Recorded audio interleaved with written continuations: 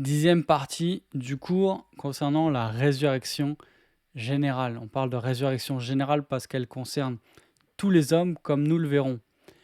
Première question à se poser, c'est de quelle manière la Bible parle de la résurrection? Et est-ce que l'Ancien Testament en parle de la même manière que le Nouveau Testament? Alors il faut d'abord le dire, l'Ancien Testament se concentre essentiellement sur la vie terrestre. Il développe que peu cette idée de résurrection. Dans l'Ancien Testament, Dieu se révèle comme le Dieu vivant et vrai en opposition aux idoles. Et il y a un caractère préparatoire de l'Ancien Testament. Ce qui sera révélé dans le Nouveau Testament en Christ, eh bien, les révéler en germe dans l'Ancien Testament. Cependant, on peut souligner qu'il y a des indices nets dans l'Ancien Testament concernant la résurrection.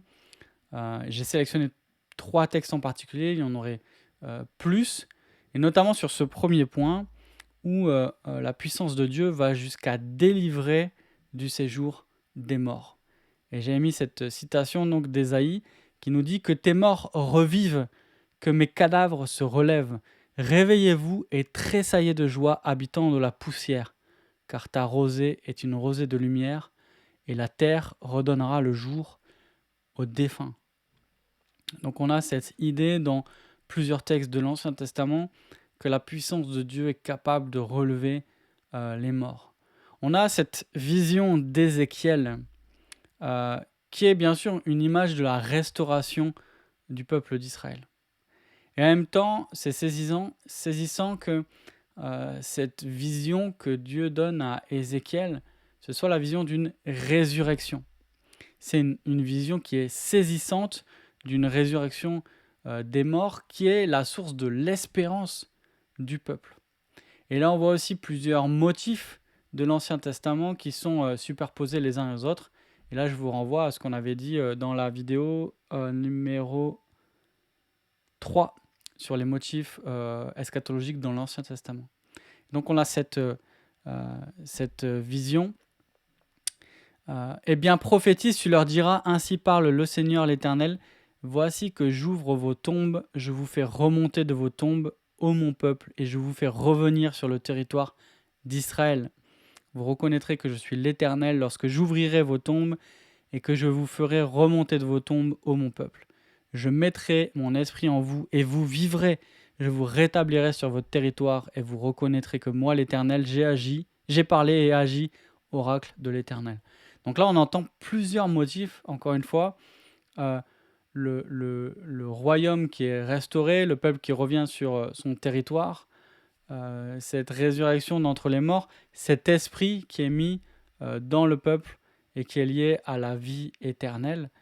Et on a cette image aussi saisissante dans Ézéchiel de la vallée des ossements, où les morts reviennent à la vie et où la chair se reconstitue sur les os, qui est absolument saisissante.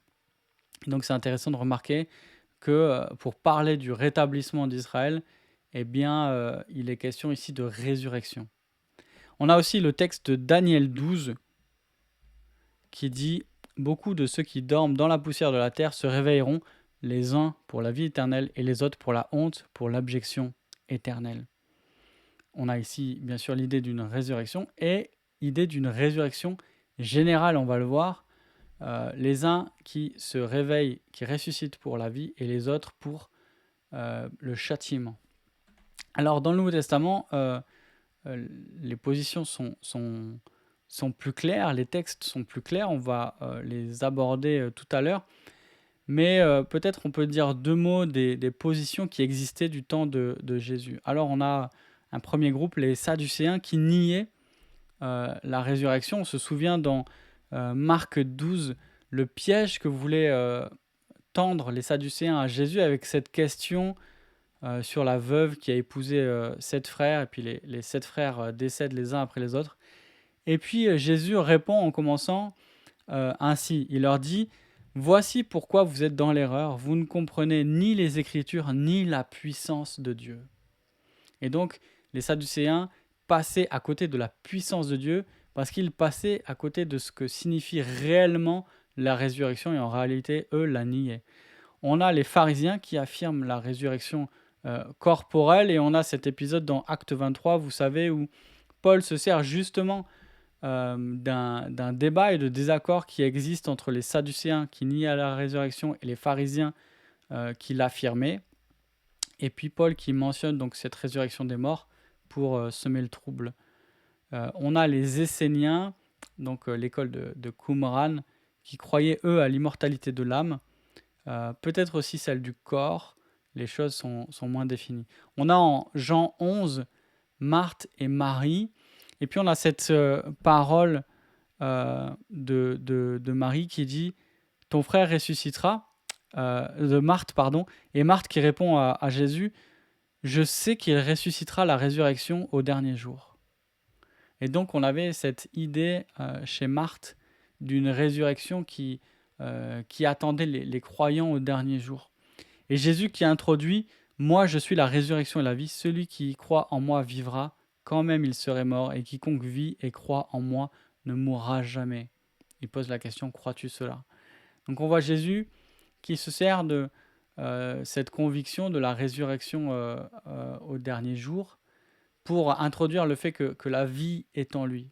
Alors là, je ne vais pas partir dans une prédication, mais ici, il est intéressant de remarquer qu'il y avait une croyance en la résurrection qui était là chez de nombreux juifs. Alors maintenant, j'aimerais aborder plusieurs points que l'on trouve dans le Nouveau Testament concernant la résurrection.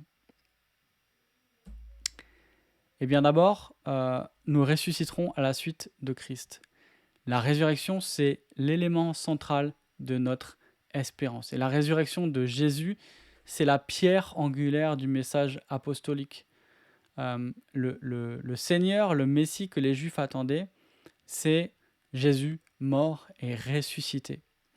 Et à sa prédication lors de la Pentecôte, Pierre termine son discours ainsi, il dit « Que toute la maison d'Israël sache donc avec certitude que Dieu a fait Seigneur et Christ, ce Jésus que vous avez crucifié. » Et Paul dit qu'il ne veut rien savoir d'autre que Christ et Christ ressuscité, qu'il ne veut rien annoncer d'autre que Christ et Christ ressuscité. La résurrection est tellement importante que dans son chapitre sur la résurrection, le chapitre 15 d'un Corinthien, il dit « Si l'on prêche que Christ est ressuscité d'entre les morts, comment quelques-uns parmi vous disent qu'il n'y a pas de résurrection des morts ? S'il n'y a pas de résurrection des morts, Christ non plus n'est pas ressuscité. Si Christ n'est pas ressuscité, alors notre prédication est vaine et votre foi aussi est vaine. » Pourquoi ? Parce que si Christ n'est pas ressuscité, nous sommes encore morts dans nos péchés. Et après, il le dit un peu plus loin, « Si les morts ne ressuscitent pas, mangeons et buvons, car demain, nous mourrons. » En fait, s'il n'y a pas de résurrection, il n'y a pas d'espérance. S'il n'y a pas d'espérance, tout ce qui existe, c'est cette vie ici-bas. Si Christ n'est pas ressuscité, nous sommes encore morts dans nos péchés, nous sommes encore perdus. Si Christ n'est pas ressuscité, alors il n'a pas eu la victoire sur le péché et sur la mort. Et c'est en vertu de cette victoire-là que nous sommes dégagés de la condamnation du péché et que nous attendons d'être délivrés de la corruption. La résurrection marque la victoire définitive de Christ sur le péché et sur la mort.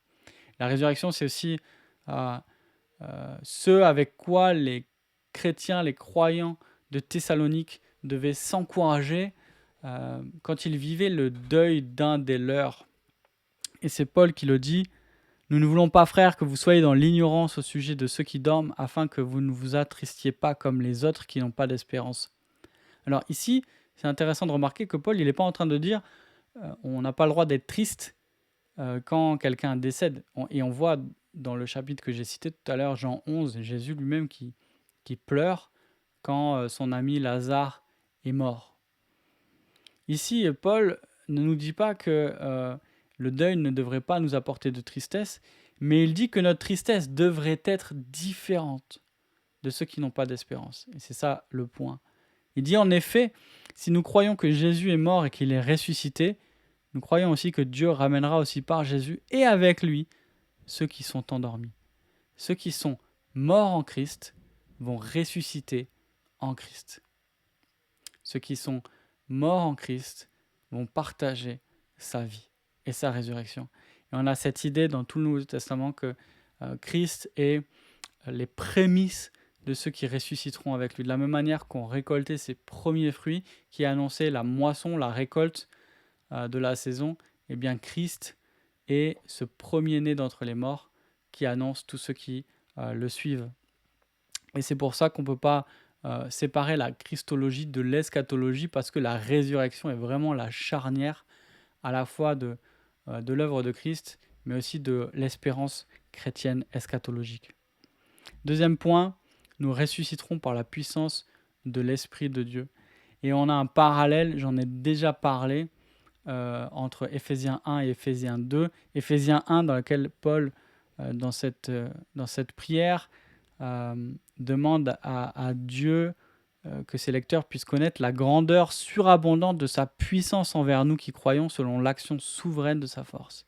Il a mis en action dans le Christ en le ressuscitant d'entre les morts et en le faisant asseoir à sa droite dans les lieux célestes.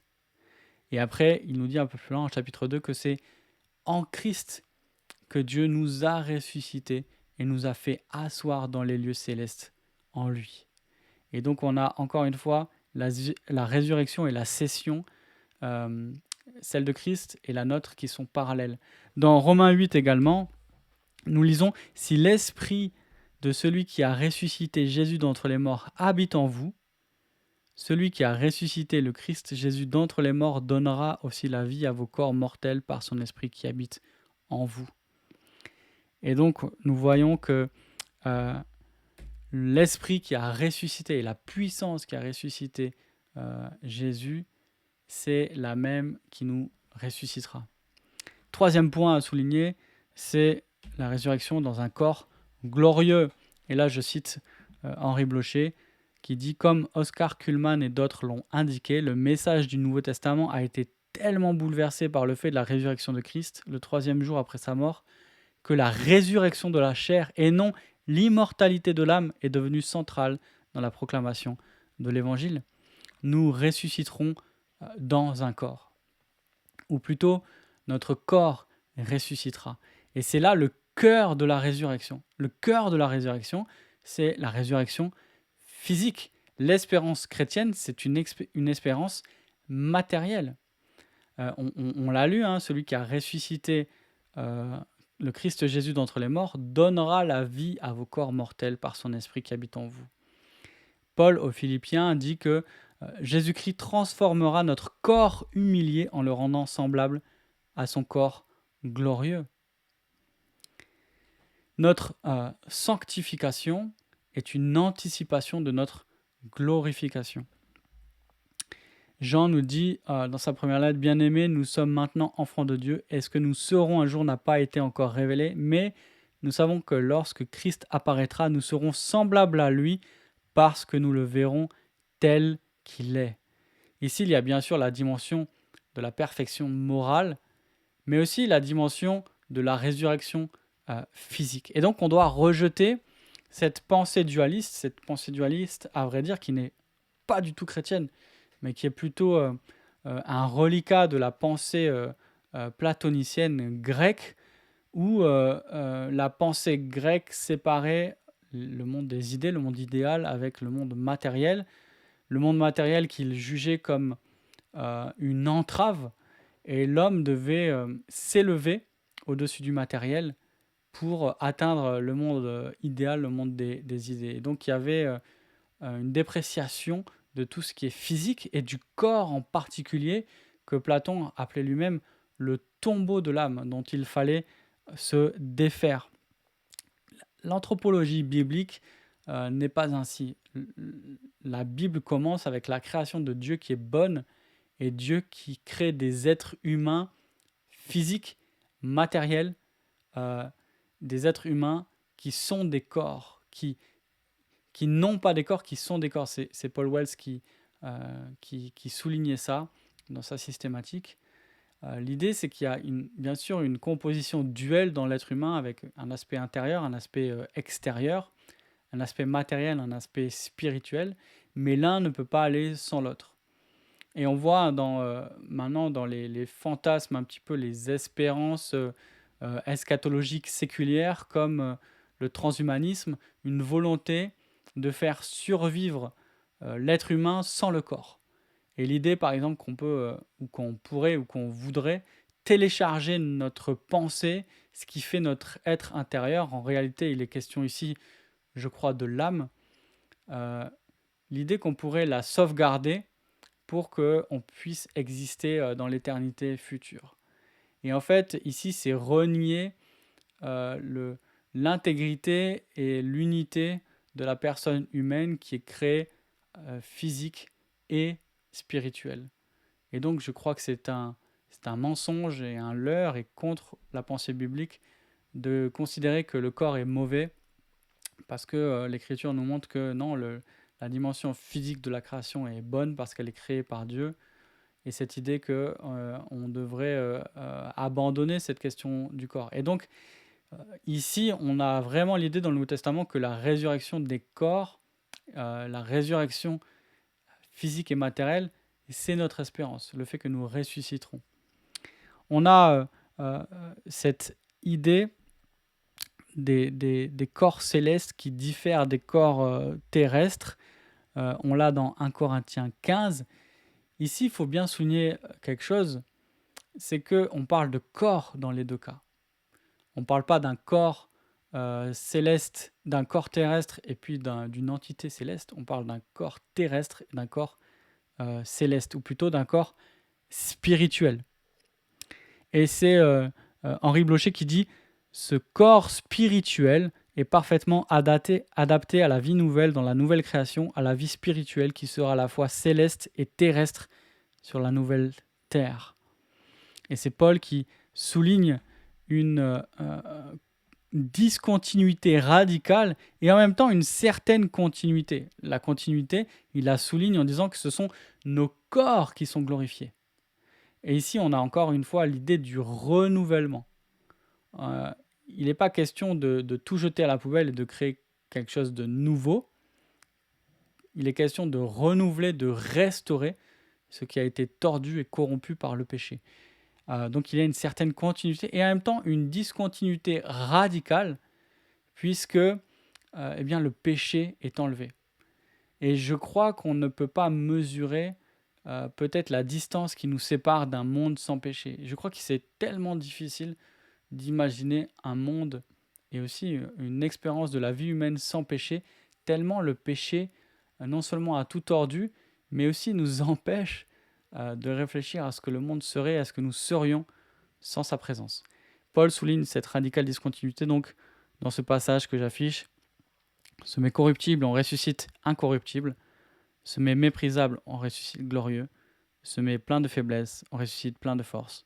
Ce met corps naturel, on ressuscite corps spirituel. On a cette idée magnifique que nous serons changés en un instant. Paul nous dit au son de la dernière trompette, les morts ressusciteront et ceux qui seront vivants seront changés. Donc voilà pour ce que dit le Nouveau Testament de la résurrection, en tout cas les points principaux. Alors maintenant la question c'est, est-ce que le Nouveau Testament parle de la résurrection des non-croyants? On parle de résurrection générale. On a eu un indice tout à l'heure avec le texte de Daniel 12, mais est-ce que c'est une leçon qui se trouve dans le Nouveau Testament, dans les textes du Nouveau Testament? Alors, il faut reconnaître que peu de choses sont dites sur la résurrection des incroyants et qu'il n'y a pas beaucoup de détails qui sont donnés. Mais on peut affirmer qu'ils ressusciteront pour le jugement, et c'est pour ça qu'on parle de résurrection générale. On le voit donc dans Daniel 2, on en a parlé, mais aussi dans Jean 5, Jésus qui dit « Ne vous en étonnez pas, car l'heure vient où tous ceux qui sont dans les tombeaux entendront sa voix. » Et là aussi, on a un écho à ce passage d'Ézéchiel 37 qu'on a lu tout à l'heure. « Ceux qui auront fait le bien en sortiront pour la résurrection et la vie, ceux qui auront pratiqué le mal pour la résurrection et le jugement. » Et donc, ceux qui ont fait le bien et ceux qui ont fait le mal ressuscitent, mais certains ressuscitent pour la vie, d'autres pour le jugement. Et là, on a un parallèle très fort avec le texte de Daniel 12. Paul, devant Félix, vers la fin du livre des Actes, dit « Je crois tout ce qui est écrit dans la loi et dans les prophètes, et j'ai en Dieu cette espérance, et ils ont eux-mêmes cette attente, qu'il y aura une résurrection des justes et des injustes. C'est également quelque chose dont on a parlé.